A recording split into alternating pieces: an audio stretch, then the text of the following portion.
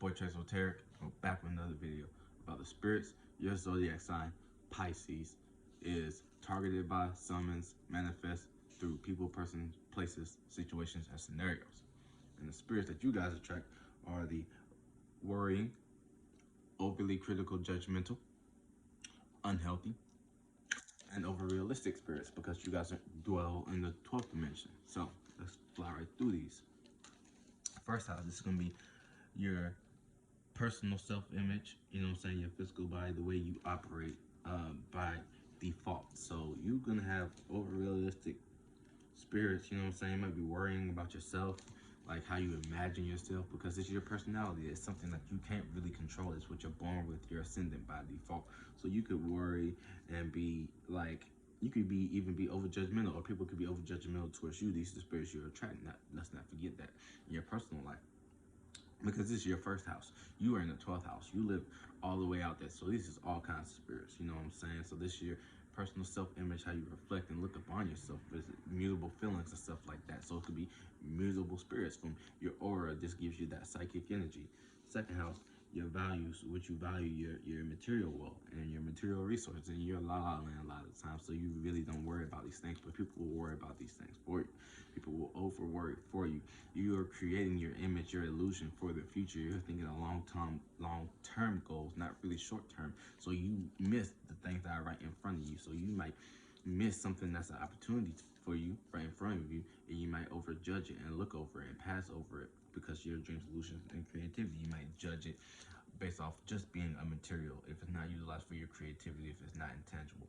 Your third house, the people, places, you know what I'm saying, your siblings, your flesh, your body, your external realm, your household, not your private spaces like the fourth house, but your third house. This is your square sign. So these spirits can definitely personally attack you with the over worrying, or like the too realistic, because the Gemini third house. When it's your square sign, so this is what you're learning, you're learning from, right? And these spirits are learning, and they're learning better, like they're learning through you to be a better spirit. And also they might be learning how to better take advantage of you based off your siblings, your brothers and sisters, and other spirits that came down here with you that aren't of, you know what I'm saying, resonating with your energy. So they combat it. So these spirits might want to get in your sweet spot, get in your brother and sister, your brother thoughts of your men and women, or your, you know what I'm saying, of your women and your feelings. So this is something that you should be watchful for, you know what I'm saying. This could be too realistic. Like you think you have one bond and you don't. This is moving to the fourth house. You think you have one tradition, one root, and you don't.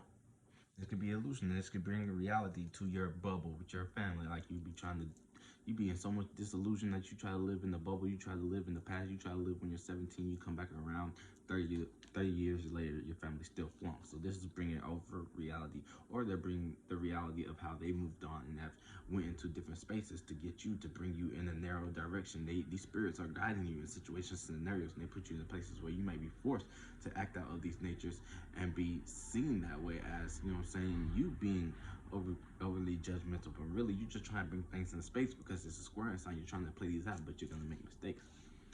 Fourth house, Cancer, your domestic issues, your traditions, how you're rooted, and you're rooted. You can be rooted in tradition, but you can be overly critical, over worrying about how it looks and how it comes out within your immediate environment, your safe space, what you feel comfortable doing behind closed doors, Pisces. You know what I'm saying?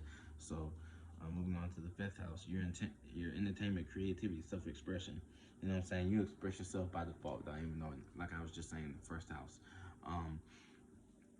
You express yourself without even knowing. You express your dreams and illusions in the way you talk and the way you vocalize, because it's the firehouse. This is expression, you know what I'm saying? But it's fixed expression because Leo's there. But if it's not fixated, then it's going to be all over the place. It's going to be extremely steamy, you know what I'm saying? And you could be worrying about how you self-express, how you entertain, or judgmental about how other people. It's weird, you're in your delusion, but you judge someone else's delusion, because when you're in that delusion, it's that reality.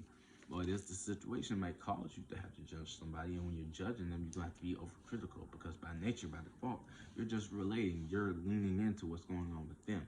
So you might just overlook something, so you might have to be overly judgmental, or someone, like a kid of yours that you're playing, you know, like I say, playing games and expressing yourselves in their creativity. you might have to overjudge that, because if they are up under you, this spirit has been born already. It's trying to do its own way, and it may be still acting in the spirit, but the spirit might be reacting, it might be rejecting the physical. Now, sixth house, your routine, your patterns, your health, your body, your physical. It's going to be you being over too realistic, right? You'll be realistic about how your health is fucked up, how you're not perfect, how you have joint and muscle pains, how you have certain routines, and other people is not meeting that. These people are going to act out that characteristic to put you in that situation and scenario, put you in that idea, put you in that space to look at these things, over criticalize these things, making someone else worry about your mental health, what's going on up there with the screws loose, and you will be reacting and responding in a negative way because it's your routine. It's someone interrupting this. Now, the seventh house contracts, extreme marriages, this is where I have Pisces at. So I have Saturn here trying to structure these things. It's wild the people that you attract through this house.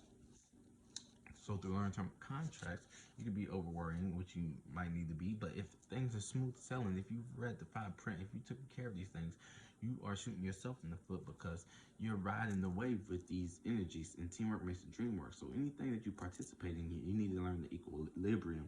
Not go too far right, too far left, up, down, south, north. You know what I'm saying? Up, down, left, right, back, forth. You know what I mean? Because these spirits are going to lead you on, lead you straight. And then they could be trying to pull you back because you're too heavy into these energies playing into that, right? Because you're in the contract.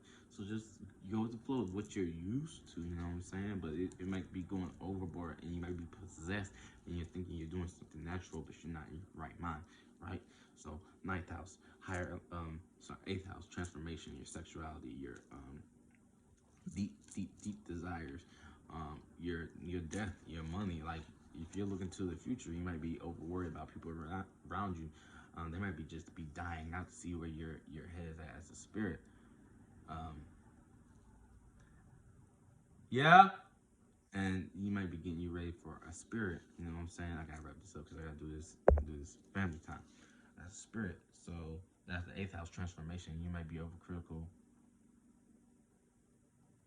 Okay. Okay. You might be overcritical as a spirit of your transformations, of your deep desires and your imagination, because you have to swim to the bottom, and it's chaotic in the subconscious realm, so it's kind of similar. So you might get lost in that, be worrying about something that you desire based off going too far out in your creativity. Now, ninth house, higher learning, education, resources, benefits. These are going to be spirits that these going to be things you over worry about or you're over realistic about, because this is the Sagittarius house. This is relatable house. This is the steam house. But you're doing this with your water, so it might be foggy if you put too much logic and overthinking into it. And water gathers together and accumulates, and it becomes, like I said, your unhealthy spirit. Spirits can manifest faster in this house. 10th house, your status, ambitions, your public image, your authority, how you're seen, and you might be over worried. Like, I know my mom, like, if you're super religious as a Pisces, because you're the youngest one, you're falling for anything but up there in the esoteric room, you're the wisest. So these spirits know your experiences, and they attract and manifest these spirits, and that's how that plays out. Your associates, your status will want to be seen in a certain kind of way, being like a judge, if you have that position in a role. And these spirits can cling on to the energy that people are bringing to you, so they don't really have to fuck with you. So you're trying to watch out for these spirits, dodge these things, but really you're playing right into the hands of these things. 11th house, your associates, your friends, your love, received goals, hopes, and wishes, and your community, teamwork, makes the dream work. So with these things, you might over worry and be too realistic with how you're involved with the things that you have to play. Take too much fucking accountability as a Pisces. You're emotional, you were in contact, so you took the whooping for every fucking body in the motherfucking house. Shout out to Allegory from Flight Boss. 12th house, your dreams, your house, inner self, you know what I'm saying, subconscious realm, your spiritual insights and spiritual reasons, the means of reason that you try to do these things that go on and take place. You might be overcritical of your subconsciously. You just play out these mannerisms, your body, the way you speak, the way you carry yourself plays out like this, right? So you might dwell too much into this, and that's the house that you might be possessed in, especially because your subconscious from your spirit might be overtaken to be under oversoul, and you're giving all your dreams, illusions, imaginations, all your hopes, carrying it up and praying to this motherfucking spirit, thinking that it's gonna take care of you, and that's where you motherfucking get lost in your motherfucking head. So be careful out here, stay spiritually strapped, and don't go too far into these energies, and transmute and keep your esoteric sight for this season. Thank y'all. Peace.